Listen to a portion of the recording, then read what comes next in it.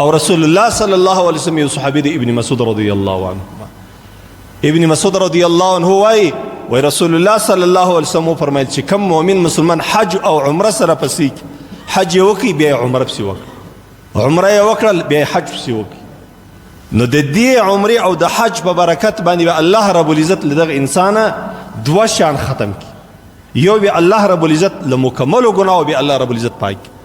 او دویم به الله رب العزت پر د باندې استراولي بیا به د فقر او د مسکنت سره به الله نه مخامخ کوي. دا یو اعزاز دی الله د مؤمن ته ورکړي، د حج ته الله ورکړي. ډیر کم کسان داسې چې حجي او د ډیر در په درې او د سوال او فکر ته مجبوري، کنو د حج او د عمره په کولو باندې الله رب العزت و انسان ته د رزق ترتیب الله ورته برابري، د ګناو دی الله صفاکیش، له ګناو پاک شي خدای الله دوست وي، ولی الله سوی ته د الله قریب سوی،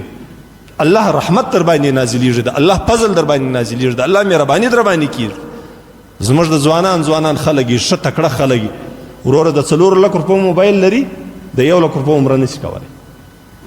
د 4 لک 5 لک روپو موټرسایکل لري، موټر لري، ګاډۍ لري، نور اسباب لري، نور شان لري، خو د 1 لک روپو عمره نشي کولی. مینه یې نشته د چا؟ د الله تبارک وتعالی د دې عظیم کور. دا داسې معمولي کور نه دی، د تورې کعبې ته په دې نظر باندې مه ګورئ چې دا یو کوټه د 4 دیوالونه دي، دا داسې یو نازولی ځای دی د ټولې پر مخ د ځمکې باندې در دې عزتمن او قدرمن ځای الله رب العزت بل نه دی پیدا کړی. تر بیت الله شریف تر دې 4 دیوالو عزتمن ځای، قدرمن ځای پر روی زمین باندې الله رب العزت بل نه دی پیدا کړی. دا داسې عظیم ځای دی چې دې ته په زرونو کالو له مخ الله رب العزت آدم علیه السلام ته حکم کړی چې ولاړ شي الله ته پر دې ځای راګرځه، پر دې کوټه راګرځه او تلبیه وایه لبیک اللهم لبیک. دا دومره عظیم ځای دی چې په زرونو کالو له مخ الله رب العزت ابراهیم علیه السلام دې ته مجبور کړی دی چې ورسه توپان رالی دا کوټه یې ونړوله، دا بیرته جوړه کړه. دا دون عظیم ځای دی. رسول الله صلی الله علیه وسلم وایي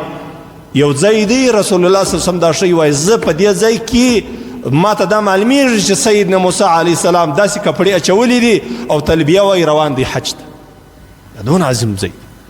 دا داسې ځای دی. رسول الله صلی الله علیه وسلم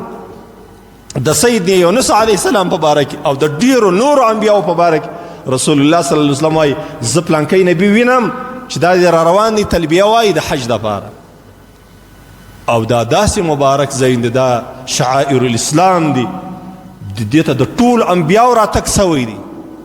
ټول انبیاو باندې الله رب العزت حج فرض کړی، دی راغلی دلته حج د خپل دین او د خپل شریعت مطابق دلته ادا کړی. زما ورونو پر دې کعبه شریفه باندې د الله رب العزت یو جلالی رحمت، یو جمالی رحمت الله رب العزت پر دې ځای باندې نازلیږي 24 غنټې 24 ساعته تر قیامت به پر دې باندې د الله دا جلالی او جمالی انوارات ووري. دا بیا تاسې له حجیانو پوښتنه وکړئ چې د حج ځوان سړی پښې داسې درد کوي، بدن بیا داسې درد کوي چې په ټوله زندګي به دا درد پر بل ځای باندې په بل ځای ستړیا کې به پر ده نه راغلی. د دې څه وجه ده؟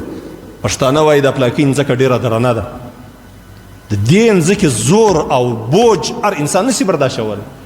چې پر دې ځمکه باندې ګرځې پر پښو به دې به درد وي، داسې یو درد او تکلیف به در باندې تېرېږي چې تا به دا درد او تکلیف بل ځای محسوس کړی هم نه یي. زما ورونو د حج او عمرې شوق په زړه کې پیدا کړي، د زړه له کومې له الله وغواړئ ای الله دا عظیم ځای، دا عظیم وطن، دا لوی وطن، دا مبارک وطن، الله چې تا ټولو پیغمبرانو ته دا ځای خوښ کړی و، الله ماته هم د دې زیارت را نصیب کړي، الله د دې قدر را نصیب کړي چې زه د 4 د 3 لکو موبایل اخیستی سم، الله د دې عمرې خو هم دا عمره خو هم زه کولی سم، د عمره خو در دې نه ده ګرانه، دا خو 4-5 کاله له مخه دا په 50 زره په 70 زره روپۍ باندې به خلکو عمرې ته کړله. په هغه وخت کې هم خلکو په 4 لکه په 3 لکه روپۍ موبایلان، دا ځوانان او هلکانو به موبایلان اخیست، مشران خو مشوره وه، خو لیکن الله رب العزت دا مینه او محبت د دې عظیم عبادت الله نه کوي ور نصیب. نو د زړه له کومې د الله څخه د دې عبادت او د دې زیارت دعا وغواړي چې الله تیره ته اسانه کړي، الله تیره څخه قبول کړي، الله ته دا موقع راته مساعده کړي.